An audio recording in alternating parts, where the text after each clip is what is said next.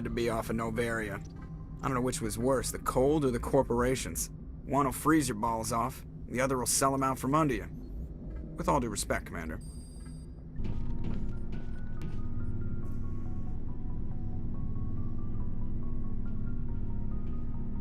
Anything you need, Commander? Just trying to get a sense of where the crew's at. Thoughts? Well, they know about the stonewalling you've had from the Council. They deserve to know what we're up against. They're on your side. They're pissed about the resistance we're getting, especially from our side. I'll have a better handle on all of it when my head stops hurting. Another L2 flare-up. Anything I can do? No, Commander, it'll settle down. It's rough sometimes, but they spike higher than a lot of L3s. Except for you, of course. Besides, I fared a lot better than some after Kinetics was through. I haven't heard anything about Kinetics in a while. Yeah, they quietly disappeared. Broke up into a bunch of little corps after they botched the training on Jump Zero. After first contact, Kinetics was set up to track Element Zero exposures and develop implants for humans. Once we had an embassy on the Citadel, Kinetics could bring in experts instead of taking it slow. Is there some reason we couldn't learn it on our own? They didn't know where to start. Hell, it took a couple of years to even link Biotics and Ezo. Forget trying to get the kids to move stuff. They had trouble just helping them not break their own limbs. And their choice of teachers didn't help much. The only experts would have to be aliens. Dead on. Turians, actually. That's why Kinetics kept it a secret. They were afraid of what people back home would think, asking the Turians for help when we just fought a war with them. The Asari would have been more acceptable than the Turians. Yes, but the company didn't go through the Citadel. It would have made Earth look weak, so they discreetly hired some Turian mercenaries. I'm sure Kinetics did what they thought was best. It wasn't best for us. They brought in an ex-military Turian named Commander Vernus. A real hard-ass. He basically had a free pass to break us if it would turn out a decent biotic. Kind of spiraled from there, Commander. Did he ever face charges for that? He got his, yeah. But like everything else at Jump Zero, it was under the table. The less said, the better. Anyway, this is ancient stuff. I walked it off a long time ago. I should get back to my duties, Commander. We're here to make history, not rehash it. What's your opinion on the last mission? Killing Saren's, what was Benezia anyway? Second in command? Advisor? Anyway, it should set him back a bit. I'm sure Dr. Tassoni's hurting, though. Poor kid. Having to kill her own mom. Any opinion on the Rachni? Off the record? If we had the option, I'd as soon have left it to the Council. We weren't out here during the Rachni War. I'm not sure we have any business getting involved. We'll talk another time, Lieutenant. Commander?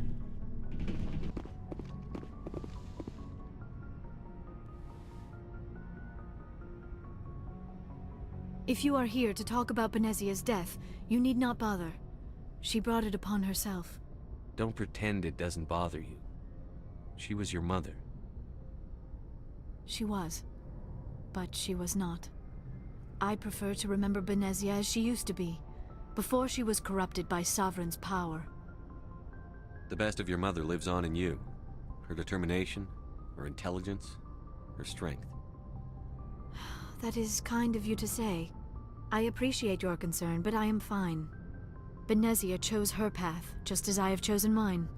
I am with you until the end, Shepard. Do you know why Benezia joined up with Saren? Benezia was swept up in events beyond her control, and lost herself. She fell under the spell of indoctrination and became part of the very thing she wanted to stop. But I will remember and honor how she lived, not how she died.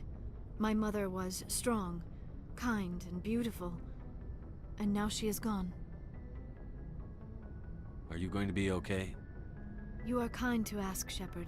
I do miss her, and I grieve for what happened to her.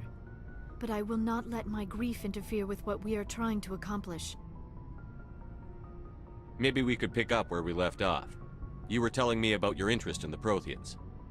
Actually, I think I was talking about my interest in you, and making a fool of myself in the process. As I said, I am not used to dealing with people, especially humans. I did not really know much about your species when we first met, Shepard. I found it hard to take humanity seriously. Your kind always seemed so rushed and high-strung. But we don't have the luxury of time. An Asari can live for 1,000 years. We're lucky if we hit 150. That is true. At first I thought that was a weakness of your species. After spending time with you and your crew, however, I think it may actually be an advantage. You humans are creatures of action. You pursue your goals with an almost indomitable determination.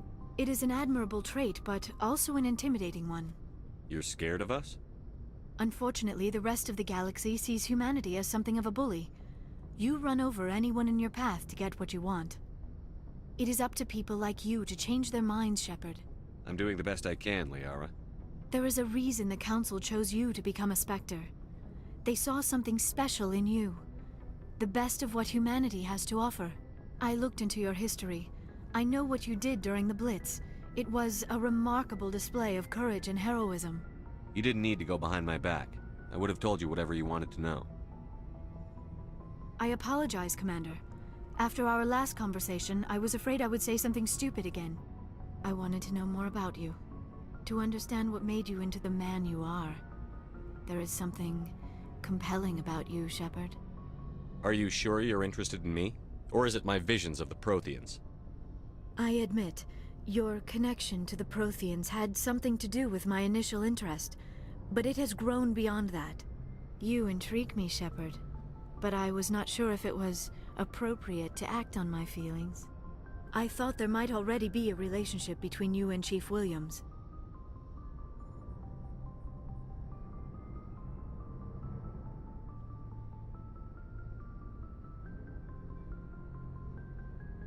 Williams and I are just friends, nothing more.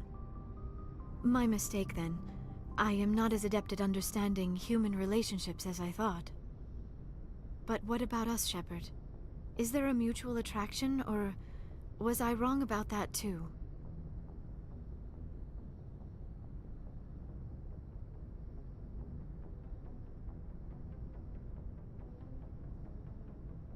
No, you were right. There is something between us. I knew it, and I knew you felt it too. But does this not seem rather strange? Why do I feel so close to you? We have only known each other a short time. We are from two different species. We have almost nothing in common. This makes no sense. These things never make sense. They just happen, and we get swept up in the storm. You make it sound so chaotic, so dangerous.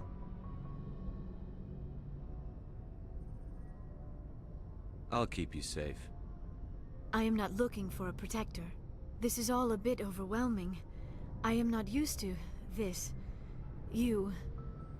I need some time. Take all the time you need, Liara. I'll be here. Thank you, Shepard. Let's just talk about something else for now. I should go. Goodbye, Shepard. Commander, good to see you. You've been with C-Sec a while. Have you seen much action? Well, not as much as you, but yeah, I've seen some interesting things. I'll bet you have. Anything in particular that stands out? I remember this Solarian geneticist I was sent to investigate. That case was a bit disturbing. What happened? Why were you investigating them? I was tasked with tracking black market trade on the Citadel. Most of it harmless, nothing I needed to pursue. But during the course of my investigation, I noticed an increase in the trade of body parts, organs mostly. We usually get a few of those, but not the numbers I was seeing. We weren't sure if there was a new black market lab or if some freak was harvesting organs from citizens. So what was it? Both, actually. But it took us a while to figure that out. So how did you figure out what was happening? First, we got a hold of a sample and ran DNA tests. The weird thing was, the match led us to a Turian who was still alive and was very convinced he'd never lost his liver. After a bit of digging, I discovered this Turian worked briefly for Dr. Salion, the geneticist. So I went to his lab hoping to find evidence of cloned organ development, but there was nothing. No Solarian hearts, no Turian livers, not one Krogan testicle. You're kidding, right? Why would anyone want Krogan testicles? Some Krogan believe that testicle transplants can increase their virility, counteract the effects of the genophage. It doesn't work, but that doesn't stop them from buying. They'll pay up to 10,000 credits each. That's 40,000 for a full set. Somebody's making a killing out there. What did you do about the geneticist? I brought in some of his employees for interrogation, to see if I could get them to talk. While I was interviewing one of them, I came across something suspicious. You mean threaten? Was that really necessary? Maybe, maybe not. Either way, it paid off. One of my detainees started bleeding profusely during the interview. We offered to patch him up, and he got frantic, freaked out. I ordered a full exam to find out what was going on. Our medics found incisions all over his body, some of them fresh. That was our big break. These people weren't just Dr. Salion's employees. They were test tubes. Walking, living test tubes. He was growing parts inside these people? Exactly. He cloned their organs right inside their own bodies. Then he harvested them and sold them off. Most of the victims were poor. He'd pay them each a small percentage of the sales, but only if the organs were good. Sometimes an organ wouldn't grow properly, so he'd just leave it in them. Most of them were a mess, but only on the inside, hidden so nobody could see it. I hope he got what he deserved. That's the worst part. We never caught him. Why not? What the hell happened? He ran, blew his lab, grabbed some of his employees, and headed for the nearest space dock. By the time I found out, his ship was already leaving. He threatened to kill his hostages if we tried to stop him. But you went after him anyway, right? I ordered Citadel Defense to shoot him down, but CSEC headquarters countermanded my order. They were worried about the hostages, worried about civilian casualties if the ship was destroyed so close to the Citadel. I told them those hostages were dead anyway. He just used them to make more organs, but they wouldn't listen. No wonder you hated it there. Those idiots just let him fly away. Yes, they did. I went to Palin and told him what I thought of him and his policies. He said if I didn't like it, I could quit. Well, I almost did. All they had to do was disable that ship, stop him from running. Maybe the hostages die, maybe they don't, but at least we stopped the bastard responsible for it all. A few casualties is a small price to pay to stop someone like that. Yeah, exactly. I mean, those hostages might be wishing they'd died by now anyway. Just wish I could have stopped him. That's all. Do you have any idea what happened to Dr. Salion? I sent out feelers from time to time, hoping to find something. I thought I'd found him a while back. He changed ships and changed his name to Dr. Hart, his idea of a joke, I guess. I told the military, but they weren't convinced it was him. I got the transponder frequency for his new ship, but I just can't get anyone to check it out. I'll check out the coordinates when I get a chance. I was hoping you'd say that. But Commander, take me with you when you go. If it's Salion, I want to be there when you find him. What do you want, Shepard? Why did you become a mercenary? Lots of reasons. Such as? Such as, I needed to get out of our system. I needed to eat. I needed to survive. Why not stay and help your people? I tried to help. That's why I had to leave. What happened? I was betrayed. I was head of a small tribe. We were trying to restore order after the war, but the other tribes were against us. They followed Jared, one of the few warlords who survived the war with the Turians. But he was old, and so were his ideas. He wanted to continue the war. He wanted us to fight. Turians, Solarians, each other. It didn't matter who, as long as we were fighting. What did you want? I just wanted Jared to shut up, to stop his ranting. I wanted him to stop leading the tribes astray. But he couldn't understand how much things had changed. We didn't have the numbers to go to war. Even if we did, the genophage made sure we couldn't replenish our numbers fast enough. I told them all to forget about war. We needed to focus on breeding, at least for one generation. And for a while, we were getting through. Some of the tribes started coming around. I take it the warlord didn't appreciate that. No, he didn't. He arranged a crush with the tribes, a meeting on neutral ground. He wanted to talk. We met at the Hollows, near the graves of our ancestors. The skulls of our dead laid bare to remind us where we come from, and where we all go. It's as sacred as any Krogan place can be. Violence is forbidden. It sounds like a trap to me. You must have suspected as much. I did. But when your father invites you to a crush, well, there are some laws that even we hold sacred. Jared was your father? He was. Until that day. We talked, but we didn't get anywhere.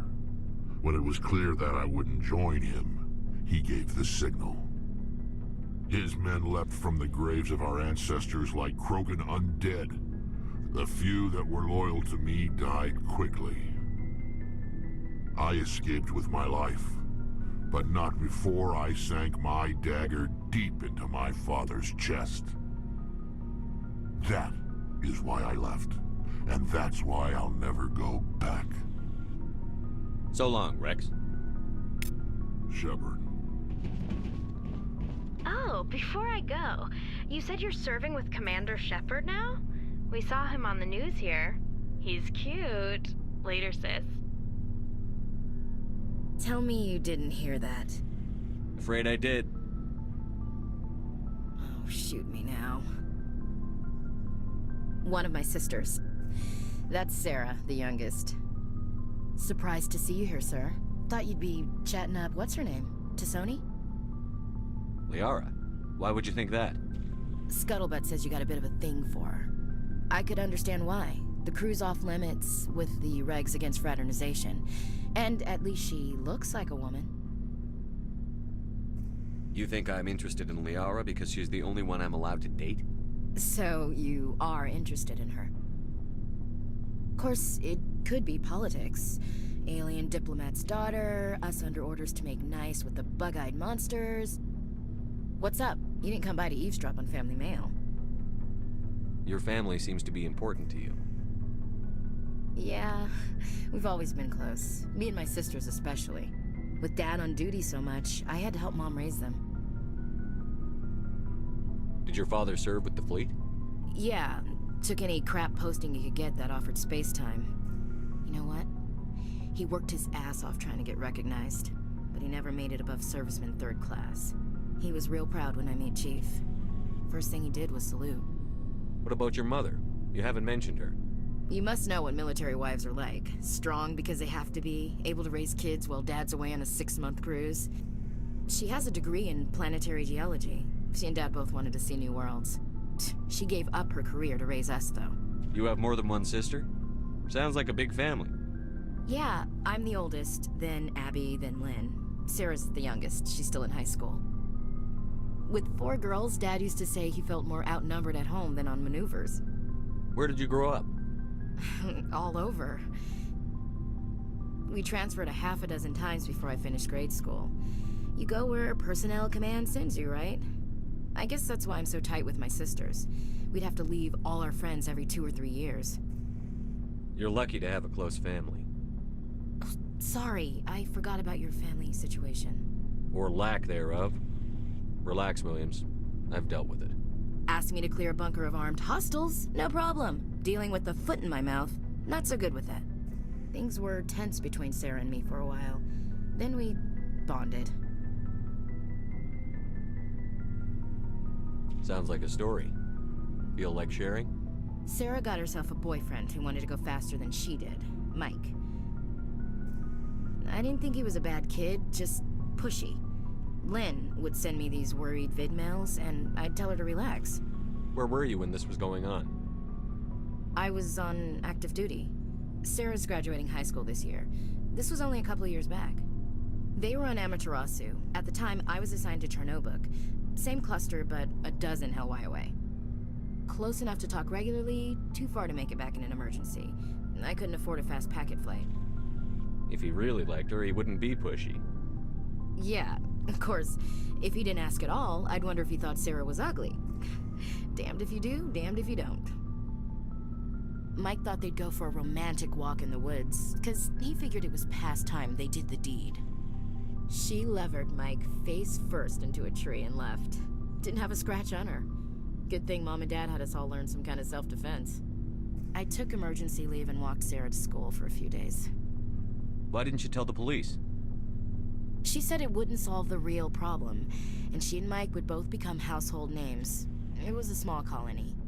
I said it was her call to make, that we should let her do it her way. Mom was pretty pissed about that. You said all of your sisters learned self-defense? Lynn did pistol practice, but didn't like it. She's kind of nervous. Sarah took Aikido. Abby decided to learn the sword. She always was a little weird. Likes big skirts and tops you have to tie her into. They do great things to her figure, though. So, what did you learn? One of Dad's friends taught me Marine hand to hand.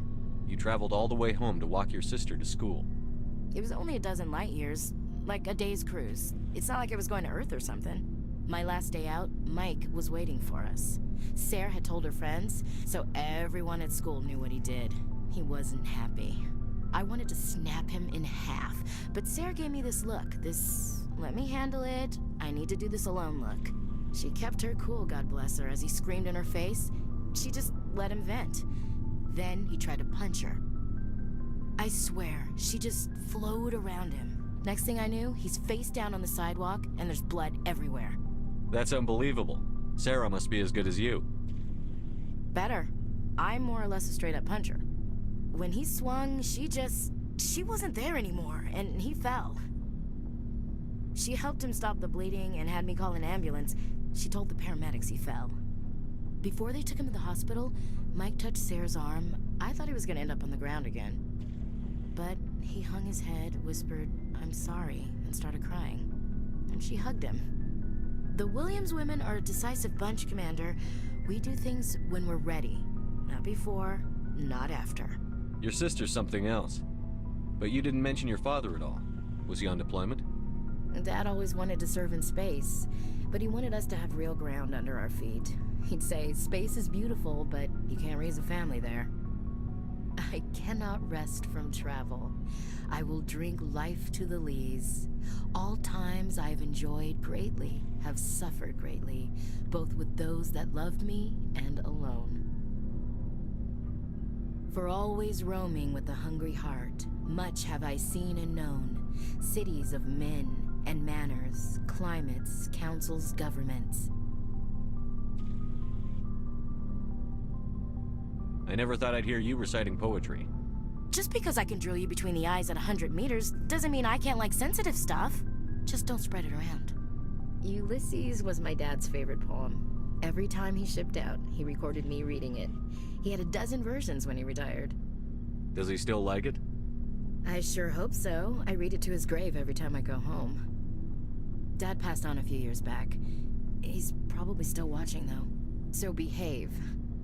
You mean from wherever we go after death? Dead on, Skipper. He's with God now.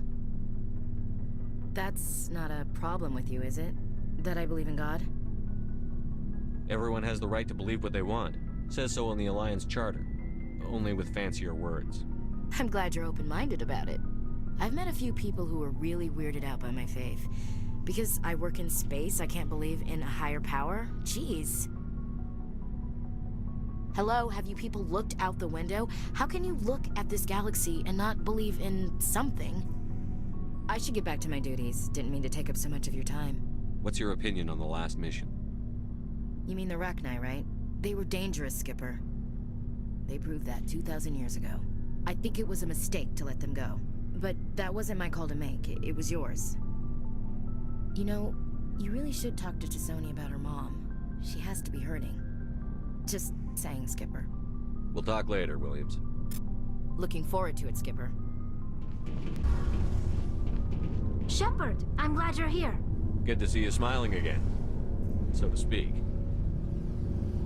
I'm sleeping much better now. I guess I'm getting used to how quiet your ship is. I still think a lot about my pilgrimage, though. I know Saren's our top priority, but with all the worlds we go to, I was hoping to find something to bring back to the flotilla. we've still got a long way to go. You'll find something to take back.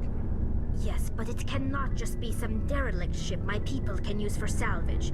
It has to be more than that. There's a lot expected of me. What's so special about you? It's my father. He's the senior member of the Admiralty Board. He's one of only 5 people who can overrule the decisions of the Conclave for the good of the migrant fleet. My father is responsible for the lives of 17 million people. Our entire race is in his hands, and I'm his only child. So are you some kind of heir to the Quarian throne or something? No, it doesn't work that way. My father's position isn't hereditary. I'll probably never serve on the Admiralty Board myself. Officially, I'm just the same as any other citizen. But it doesn't work that way in practice. People have always treated me differently because of who my father is. You must get all kinds of special privileges. I probably had it easier than most growing up, but it's not all good. People like my father have enemies, and they're not above using me to get to him. It must be tough on you. My people place a high value on family and ancestry. There's an unspoken expectation that I'll live up to my father's example. Everyone's waiting for me to do something great on my pilgrimage, something that will forever change our lives for the better. If I don't, it's like I failed, and that reflects badly on both me and my father. The work you're doing here is more important than anything any Quarian has ever done before. Yes, I know. But you have to understand Quarian culture. We're a very insular society. The events beyond the flotilla don't much matter to the average citizen. Our greatest dream is that one day we'll return to our homeworld and drive out the Geth. But even if we stop Saren, that's not going to happen. There's still millions of Geth behind the veil. Until they're gone, our exile will continue. What would you need to bring back to make everyone happy? Something that would help us better understand the Geth. They've changed significantly since the exile. They've continued to evolve. We've done our best to study them, but it's not easy. They're very reclusive. Until recently, they never went beyond the borders of the Veil. And all the Geth we run into now are under Saren's control. We'd need to find Geth operating on their own, independently. But I don't want this to get in the way of our mission, Shepard. First, we stop Saren. Then I'll worry about my own problems. Tell me about your people. Our lives aren't easy. Resources are scarce. There are Unfortunately, we have had to surrender many of the free... Like what? What was your father like? It wasn't easy growing up as the daughter of one of the Admiralty. Even before he joined the board, he was a prominent figure. People looked to him for leadership. He had to set an example, and he expected the same of his daughter. Plus, he was pretty strict, a military man through and through. He never allowed me to settle for anything less than excellence. As a kid, I sometimes felt like he was pushing me too hard. But now I'm old enough to appreciate what he taught me. The world doesn't owe us anything. If we want something in life, we have to earn it. Where was your mother in all this? Mother was around, but she always seemed to kind of blend into the background. Almost like she was overshadowed by my father. He tends to do that to people. She passed on about 5 years ago. Some airborne virus that swept through the fleet. Happens sometimes when the filters start to break down. I think my father took it pretty hard. After she was gone, he became even more focused on his work. I think that was his way of dealing with the grief. Sounds like a tough upbringing. You don't resent your father at all? Like I said, it wasn't easy. My father's not the kind of person you bond with. And he wasn't around all that much. Too busy. People counted on him, and he took his duties seriously. Even when he was around, he always seemed a bit distant.